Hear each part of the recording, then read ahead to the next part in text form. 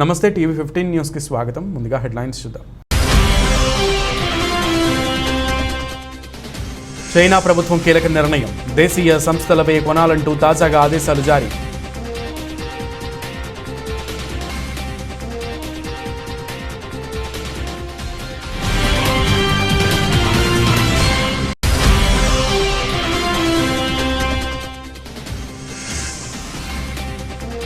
Elon మస్క్కు రష్యాకు మధ్య మరింత ముదిరిన కోల్డ్ వార్. యుద్ధంలో దైవదూతలు ఉండరంటూ రష్యా స్పేస్ చీఫ్కు మాస్క్ కౌంటర్.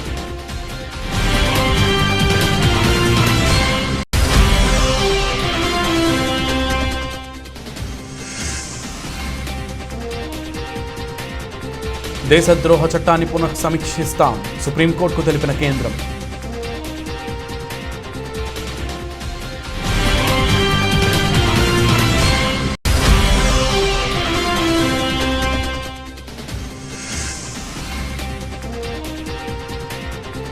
శ్రీలంకలో కట్టలు తెంచుకున్న ప్రజాగ్రహం, ప్రధాని ఇల్లు దగ్ధం.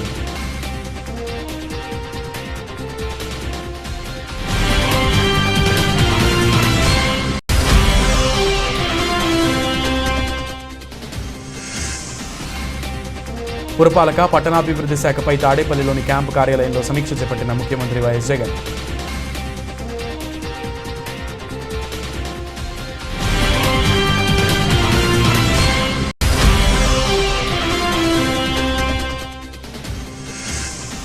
సర్కారు వారి పాటకు తెలంగాణ ప్రభుత్వం గుడ్ న్యూస్. పాట సినిమా టికెట్ రేట్లు పెంచుకునేందుకు అనుమతిస్తూ ఉత్తర్వులు జారీ చేసిన రాష్ట్ర హోంశాఖ.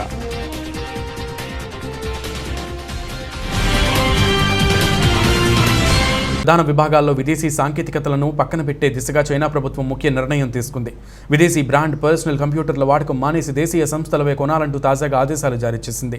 2 ఏళ్లలో ఈ ఆదేశాలు పూర్తి స్థాయిలో అమలవుతాయని బ్లూంబర్గ్ వార్తా సంస్థ తెలిపింది. ప్రభుత్వ నిర్ణయంతో ముందుగా కేంద్ర ప్రభుత్వ సంస్థల్లోని సుమారు 5 కోట్ల కంప్యూటర్లను పక్కన పెట్టే పరిస్థితి కనబడుతుంది. వీటి స్థానంలో స్థానికంగా డిజైన్ చేసిన సాఫ్ట్వేర్తో కూడిన కంప్యూటర్ల వాడకం మొదలు కానుంది. చిప్స్, సర్వర్లు, ఫోన్లు మొదలుకొని ప్రతి దానిపై అమెరికా వంటి ప్రత్యర్థి దేశాలపై ఆధారపడడం తగ్గించుకోవాలనే దశాబ్ద కాలం నాటి నిర్ణయం తాజా ఆదేశాలతో కార్యరూపం దాల్చనుంది. 2 ఏళ్ల కార్యాచరణలో భాగంగా కేంద్ర ప్రభుత్వ విభాగాలతో మొదలై ప్రొవిన్షియల్ ప్రభుత్వ విభాగాల్లోనూ స్థానిక సంస్థల తయారీ కంప్యూటర్ల వాడకం మొదలు కానుంది. ప్రస్తుతం చైనాలో దేశీయ సంస్థ లెనోవో తర్వాత హెచ్పి, డెల్ కంపెనీల పర్సనల్ కంప్యూటర్లే ఎక్కువగా అమ్ముడవుతున్నాయి. నూతన విధానంతో అమెరికాకు చెందిన హెచ్పి, డెల్ తదితర సంస్థలపై మరింత ఒత్తిడి పెరగనుంది. అయితే పీసీ బ్రాండ్లు, సాఫ్ట్వేర్కే తప్ప ఇంటెల్, ఏఎండి ప్రాసెసర్ల మార్పిడిపై ఎలాంటి ఆదేశాలు లేవని బ్లూంబర్గ్ పేర్కొంది. ప్రపంచంలోనే అత్యంత ధనికుడైన ఎలన్ మస్క్కు రష్యాకు మధ్య కోల్డ్ వార్ మరింత ముదిరింది. తాజాగా రష్యా స్పేస్ చీఫ్ దిమిత్రీ రోగోజిన్కు కాస్త గట్టిగానే కౌంటర్ ఇచ్చాడు మస్క్. ఉక్రెయిన్ పరిణామాల్లో ఫాసిస్ట్ బలగాలకు మిలిటరీ కమ్యూనికేషన్ ఎక్విప్మెంట్ ద్వారా ఎలన్ మస్క్ మద్దతు ఇస్తున్నాడంటూ Russia space chief Dmitry Rogozin సంచలన ఆరోపణలు చేశారు. అంతేకాదు మూర్ఖుడంటూ మస్క్ను ఉద్దేశించి ఘాటు వ్యాఖ్యలు చేశారు. ఆ వ్యాఖ్యలను మస్క్ సీరియస్గానే తీసుకున్నాడు. మీడియాకు రోగోజిన్ ఇచ్చిన స్టేట్మెంట్ తాలూకా స్క్రీన్ షాట్లను ఇంగ్లీష్లోకి ట్రాన్స్లేషన్ చేసి మరి ఎలన్ మస్క్ తన ట్విట్టర్ వాల్పై పోస్ట్ చేసి మరి కౌంటర్ అటాక్ మొదలుపెట్టాడు. తాజాగా యుద్ధంలో దైవదూతలంటూ ఎవరు ఉండరని రోగోజిన్కు పంచ్ వేశాడు. అంతకు ముందు చావు గురించి ఎలన్ మస్క్ చేసిన ఓ ట్వీట్ మీద విపరీతమైన చర్చ నడిచింది. ఇక అనుమానాస్పద రీతిలో చనిపోతే అంటూ రష్యా నుంచి తనకు ముప్పు ఉందన్న కోణంలో ట్వీట్ చేశాడు. దేశ ద్రోహ చట్టంలోని కొన్ని అంశాలపై పునః సమీక్ష జరుపుతామని కేంద్ర ప్రభుత్వం సోమవారం సుప్రీంకోర్టుకు తెలిపింది. దేశ సార్వభౌమత్వం, సమగ్రతల పరిరక్షణకు కట్టుబడి వివిధ వర్గాల అభిప్రాయాలు, ఆందోళనల మేరకు ఈ నిర్ణయం తీసుకున్నట్లు వివరించింది. విద్రోహ చట్టంలోని సెక్షన్ 124A చట్టబద్ధతపై రాజ్యాంగబద్ధ అనుమతి కలిగిన సాధికార సంస్థతో పరిశీలన జరిపిస్తామని పేర్కొంది. అప్పటి వరకు ఈ చట్టాన్ని సవాల్ చేస్తూ దాఖలైన పిటిషన్లను పరిగణలోకి తీసుకోవద్దని కోరింది. దేశం ఆజాదీ కా అమృత్ మహోత్సవ్ జరుపుకుంటున్న వేళ వలస పాలనా భారాన్ని తొలగించేందుకు కేంద్రం కట్టుబడి ఉందని తెలిపింది. బ్రిటిష్ కాలం నాటి 1500 చట్టాలను ఇప్పటికే తొలగించినట్లు కేంద్ర హోంశాఖ సోమవారం సుప్రీంకోర్టులో 3 పేజీల అఫిడవిట్ దాఖలు చేసింది. Kedarnath Singh versus state of Bihar కేసులో 1962లో అత్యున్నత న్యాయస్థానం ఇచ్చిన తీర్పును సమర్థిస్తూ ఈ చట్టంపై మళ్లీ సమీక్ష అవసరం లేదంటూ ఇటీవల సుప్రీంకోర్టుకు తెలిపిన కేంద్రం ఇంతలోనే యూటర్న్ తీసుకోవడం గమనార్హం. దేశద్రోహ చట్టం చట్టబద్ధతను ప్రశ్నిస్తూ దాఖలైన పిటిషన్లపై 10వ తేదీన సుప్రీంకోర్టు విచారణ జరపనుంది. పురపాలక పట్టణాభివృద్ధి శాఖపై తాడేపల్లిలోని క్యాంప్ కార్యాలయంలో ముఖ్యమంత్రి వైఎస్ జగన్ సోమవారం సమీక్ష చేపట్టారు. మున్సిపల్, అర్బన్ డెవలప్మెంట్ శాఖ మంత్రి ఆదిమూలపు సురేష్, సిఎస్ సమీర్ శర్మ ఉన్నతాధికారులు హాజరయ్యారు. ఈ శాఖ పరిధిలోని వివిధ అభివృద్ధి కార్యక్రమాలను సమీక్షించిన సీఎం అధికారులు అధికారులు ఇచ్చిన నివేదికలు ఇతర సమాచారం మేరకు పలు కీలక సూచనలు చేశారు.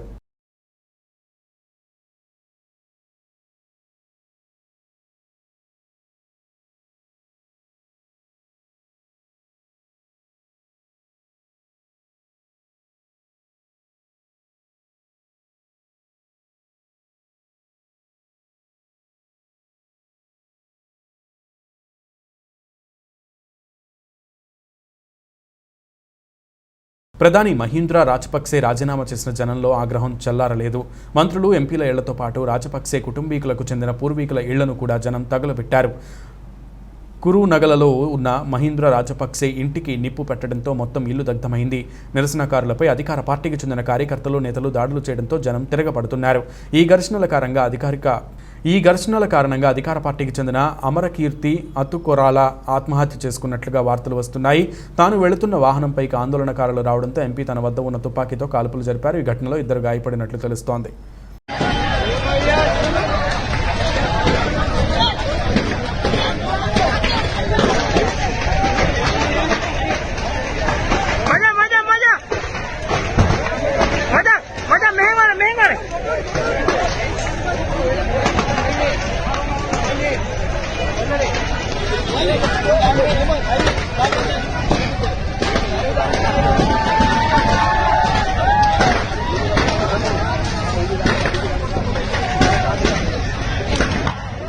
నెల్లూరు జిల్లాలో విషాదం జరిగింది.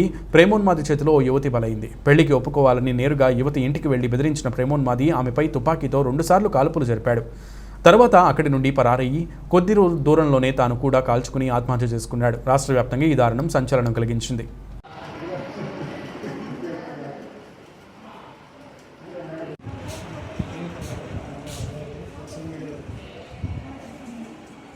మనకి పొదలకూరు మండలం తాటిపత్రి విలేజ్.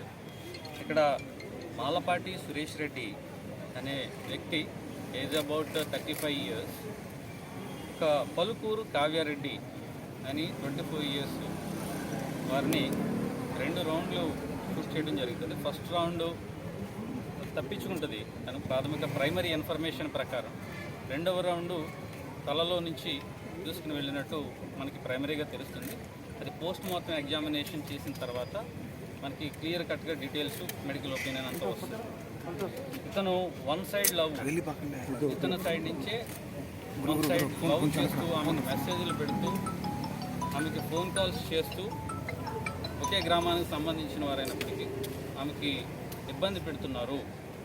అయితే అణగారిన వర్గాల అభ్యున్నతికి జగన్ ప్రభుత్వం ఎంతగానో కృషి చేస్తుందని పెనమలూరు నియోజకవర్గ ఎమ్మెల్యే కొలుసు పార్థసారథి అన్నారు. స్థానిక ఏజీ అండ్ ఎస్జీ కళాశాల ఇండోర్ స్టేడియంలో సోమవారం పెనమలూరు నియోజకవర్గ స్థాయి జగనన్న విద్యా దీవెన ప్రోత్సాహక నగదు పంపిణీ కార్యక్రమం జరిగింది. ఈ సందర్భంగా ఎమ్మెల్యే పార్థసారథి మాట్లాడుతూ ప్రభుత్వం రాష్ట్రంలోని అన్ని వర్గాల అభివృద్ధికి ప్రత్యేక చర్యలు తీసుకుంటుందన్నారు. ఈ కార్యక్రమంలో బడుగు, బలహీన, వెనుకబడిన, మైనారిటీ, అణగారిన వర్గాల అభివృద్ధికి ప్రత్యేక నిధులు కేటాయించి అన్ని అభివృద్ధి పరిచేందుకు చర్యలు తీసుకుంటుందన్నారు.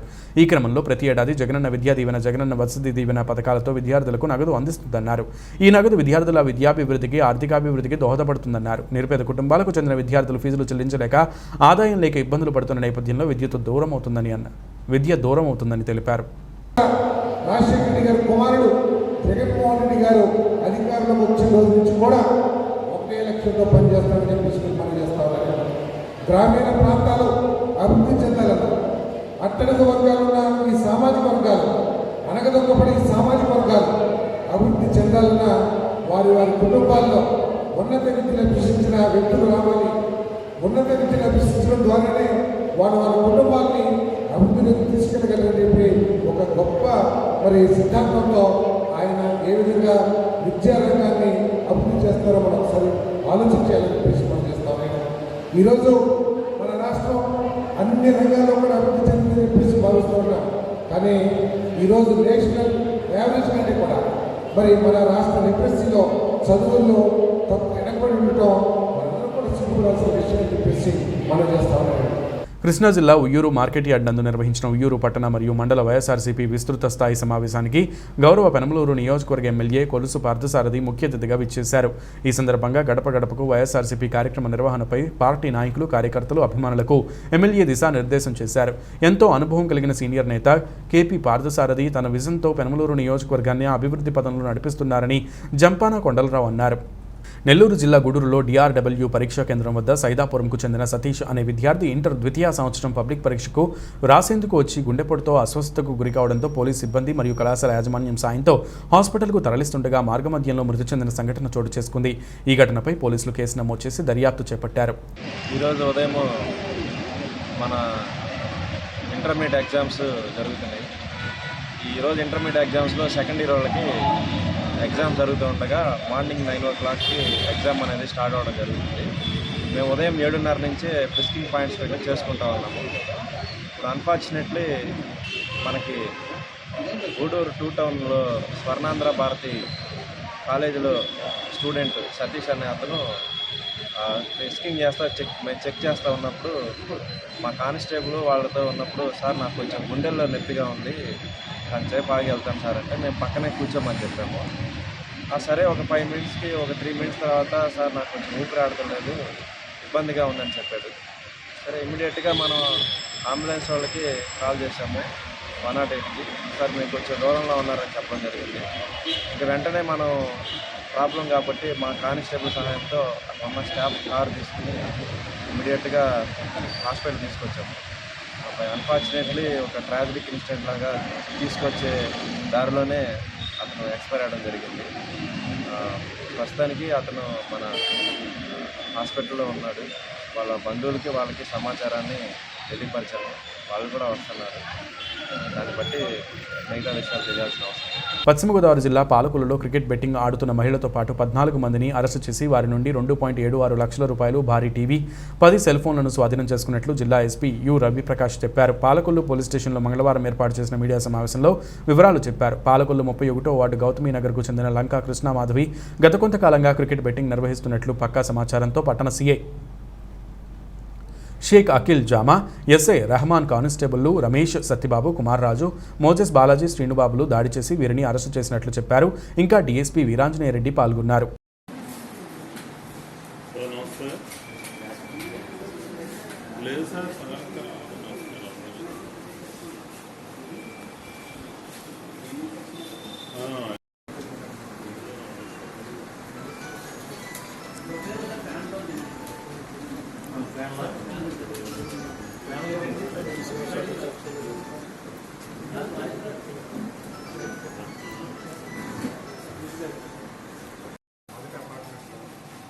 దీంట్లో క్రికెట్ బెట్టింగ్ జరుగుతుంది సమాచారం మేరకు మా సిబ్బంది, డిఎస్పీ గారు, సిఐ గారు సిబ్బంది అందరూ కూడా నిన్న ఆ ఇంట్లో రేడ్ చేయడం జరిగింది.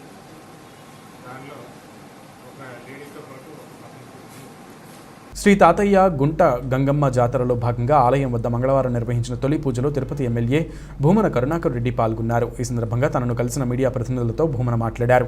ఎమ్మెల్యే భూమన మాట్లాడుతూ ఈ రోజు నిర్వహించే చాటింపుతో తిరుపతి గంగమ్మ జాతర ప్రారంభమవుతుంది. ఈ దేశంలోనే అత్యంత ప్రాచీనమైన పండుగ ఇది. ముఖ్యంగా పేదవాళ్ల పండుగ, మన గ్రామదేవత పండుగ ఇది. దాదాపు 900 సంవత్సరాలుగా గంగమ్మ జాతర జరుగుతోంది.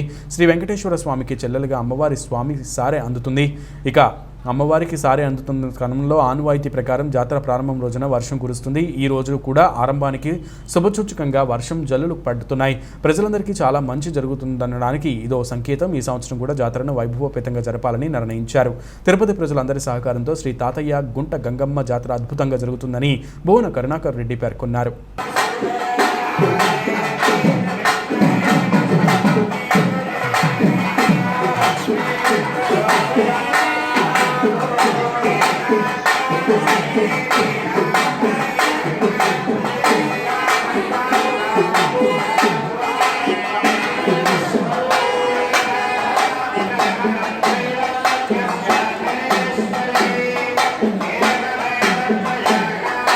కృష్ణా జిల్లా పెద్దపారుపూడి మండలంలో దారుణం చోటు చేసుకుంది. ఇంట్లో నిద్రిస్తున్న వృద్ధురాలి మెడలో నుండి బంగారు నానుతాడు చోరీ చేసే ప్రయత్నంలో వృద్ధురాలిని 50 మీటర్లు ఈడ్చుకెళ్లిన దారుణ ఘటన చోటు చేసుకుంది.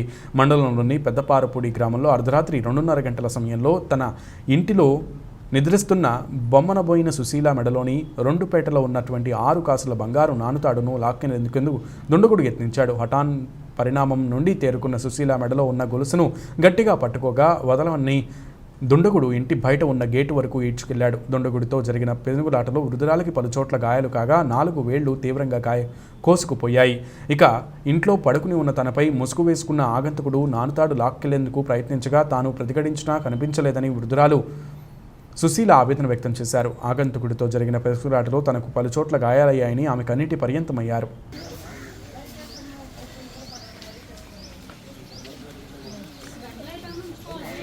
వాడికి సంబంధించిన చెప్పులు ఏమైనా ఉన్నాయి ఇక్కడ? చెప్పులు కానీ బయట ఎక్కడ గోడ పక్కన ఎక్కడ వదిలేడా?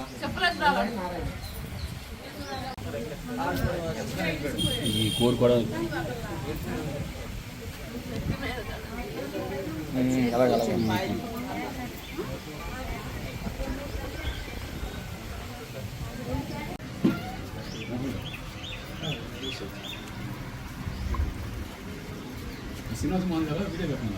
ఇద్దరు వచ్చారా? అంటే మా అమ్మ కూడా పట్టుకుంది, లాక్కెళ్తుంటే తాడు పట్టుకుంది.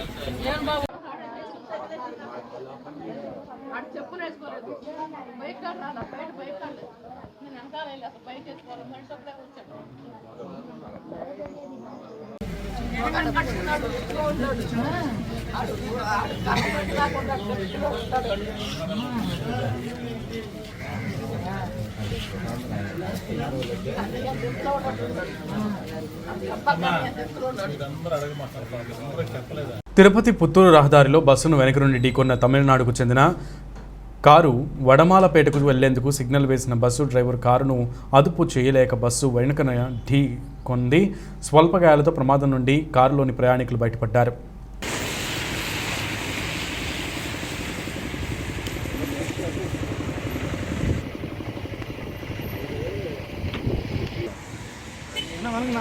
ఎవరికేం కాలేదు కదా? తమిళనాడు బండి.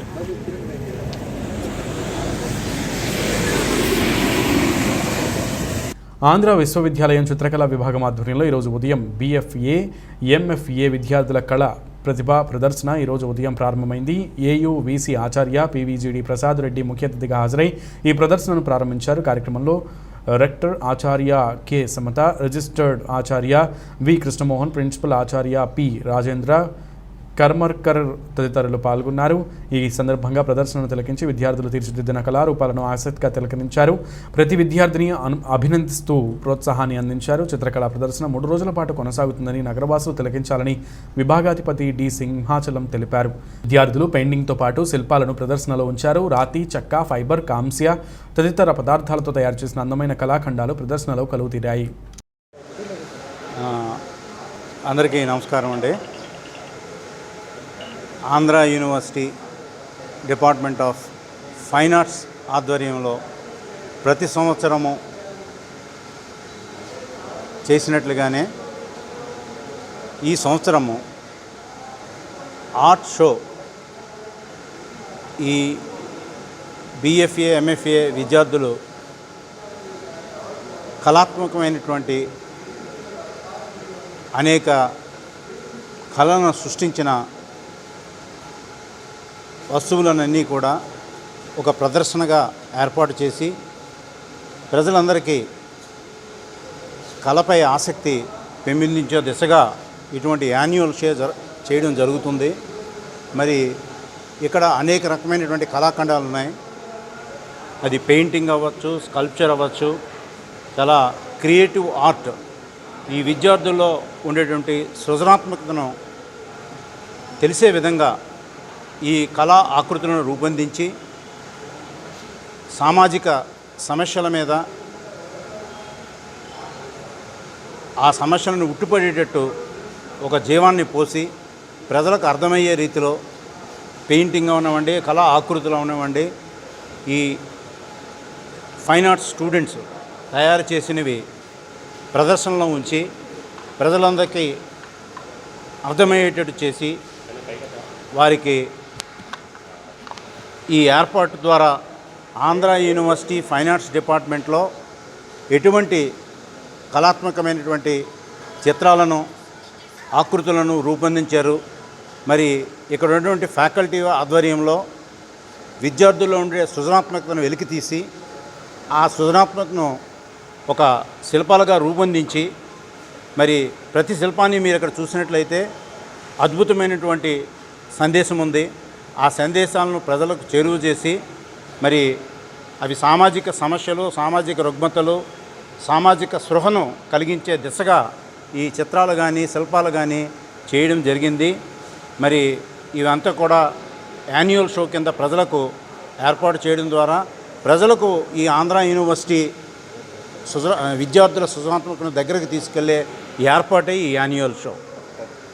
ఈ ప్రజలందరూ కూడా దీన్ని సందర్శించి మరి ఈ విద్యార్థులను ప్రోత్సహించగలిగా మనవి చేస్తున్నాం. 3 days అండి. 3 days మార్నింగ్ 9 to ఈవినింగ్ 5.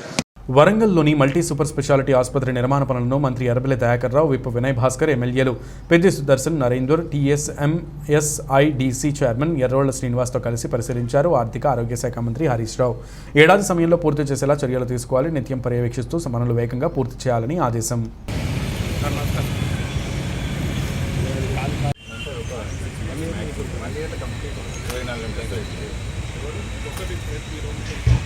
నెలకి ఎన్ని స్లాబ్లు వేస్తారన్నట్టు 2 నెలకు 3 స్లాబ్లు వేస్తారు.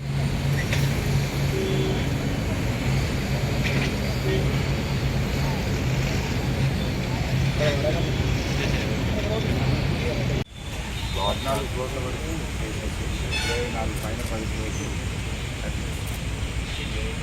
సూపర్ స్పెషాలిటీ లాస్ట్ ఫ్లోర్ 1 yearలో కంప్లీట్ చేస్తారు. 1 yearలో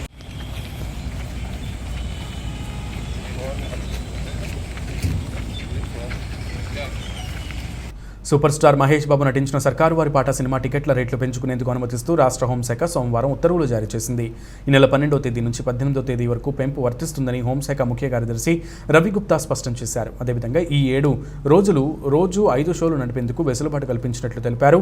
టికెట్ రేట్ల విషయానికి వస్తే multiplex, recliner, large screen, IMAX వంటి థియేటర్లలో టికెట్పై ₹50, సాధారణ ఏసీ థియేటర్లో ₹30 పెంచుకునేందుకు అనుమతించినట్లు తెలిపారు. మిగిలిన నాన్ ఏసీ థియేటర్లలో ఎలాంటి పెంపు ఉండదని స్పష్టం చేశారు. ఈ ఏడాది ఫార్ములా 1 సీజన్లో ప్రపంచ ఛాంపియన్ మ్యాక్స్ వెర్స్టాపెన్ 3వ విజయం సాధించాడు. అమెరికాలో జరిగినటువంటి మయామి గ్రాండ్ ప్రీ ప్రధాన రేస్లో వెర్స్టాపెన్ విజేతగా నిలిచాడు. ఇక నిర్ణీత 57 ల్యాప్ల రేస్ను వెర్స్టాపెన్ అందరికంటే వేగంగా 1:34.24.258 సెకండ్లలో ముగించి అగ్రస్థానాన్ని దక్కించుకున్నాడు. ఫెరారీ జట్టు డ్రైవర్లు చార్లెస్ లెక్లెర్క్ 2వ స్థానంలో, కార్లోస్ సెయిన్స్ 3వ స్థానంలో నిలిచారు. లూయిస్ హామిల్టన్కు 6వ స్థానం లభించింది. సీజన్లో 5 రేసులు ముగిశాక లెక్లెర్క్ 104 పాయింట్లతో టాప్ ర్యాంక్లో ఉండగా వెర్స్టాపెన్ 85 పాయింట్లతో 2వ స్థానంలో ఉన్నాడు. సీజన్లోని తదుపరి race Spain grand P E నెల 22న బార్సిలోనాలో జరగనుంది. అంతర్జాతీయ పరిణామాలతో ఇన్వెస్టర్లు తీవ్ర ఒత్తిడికి లోనవుతున్నారు. పెట్టుబడుల విషయంలో జాగ్రత్తగా వ్యవహరిస్తున్నారు, రిస్క్ తీసుకునేందుకు వెనుకాడుతున్నారు. దీంతో మంగళవారం మార్కెట్ సూచీలు లాభ నష్టాల మధ్య దోబూచులాడుతున్నాయి. ఈ రోజు BSE సెన్సెక్స్ 270 పాయింట్లకు పైగా నష్టంతో 54,309 పాయింట్ల దగ్గర మొదలైంది. ఆ తర్వాత మరింతగా నష్టపోతూ 54,269 పాయింట్లకు చేరుకుంది. ఇక్కడ కొనుగోళ్ల మద్దతు లభించడంతో క్రమంగా పుంజుకోవడం మొదలైంది. ఉదయం 9:50 సమయంలో 112 పాయింట్ల లాభంతో 54,582 పాయింట్ల వద్ద ట్రేడ్ అవుతోంది. ఇక నిఫ్టీ విషయానికి వస్తే ఆరంభంలో నష్టాలు ఎదురైనా తర్వాత పుంజుకుంది. 29 పాయింట్ల లాభంతో 16,331 పాయింట్ల దగ్గర కొనసాగుతోంది. ఇన్ఫోసిస్, రిలయన్స్, ICICI బ్యాంక్ షేర్లు నష్టాల్లో ఉండగా India, VIX, Asian Paints, UltraTech Cement, Maruti Suzuki, India, State Bank of India షేర్లు లాభాలు పొందాయి.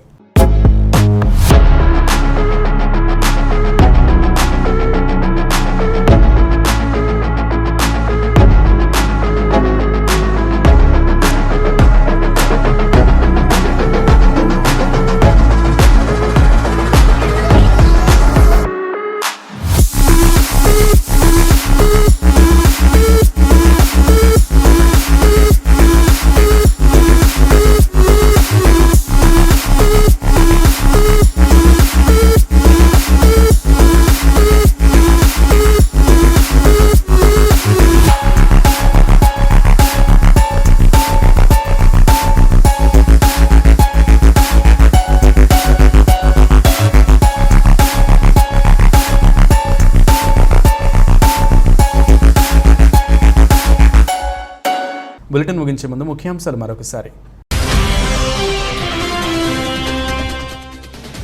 చైనా ప్రభుత్వం కీలక నిర్ణయం, దేశీయ సంస్థలపై కొనాలంటూ తాజాగా ఆదేశాలు జారీ.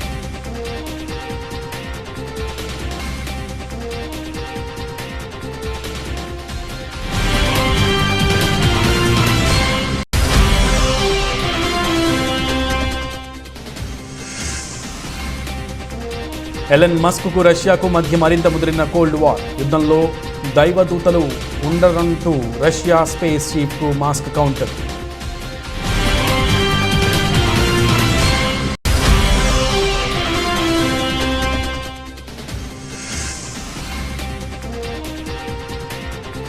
దేశద్రోహ చట్టాన్ని పునః సమీక్షిస్తాం, సుప్రీంకోర్టుకు తెలిపిన కేంద్రం.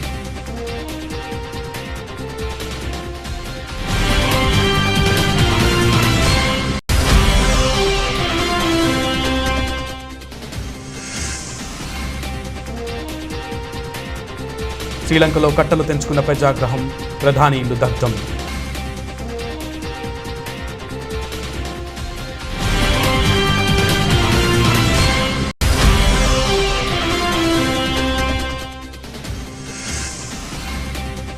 పురపాలక పట్టణాభివృద్ధి శాఖపై తాడేపల్లిలోని క్యాంపు కార్యాలయంలో సమీక్ష చేపట్టిన ముఖ్యమంత్రి వైఎస్ జగన్.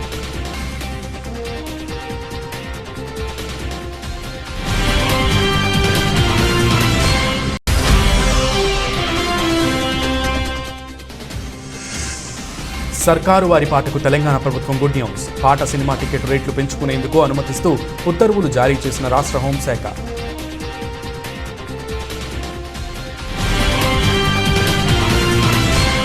ఇవి బులెటిన్ విశేషాలు. నమస్తే.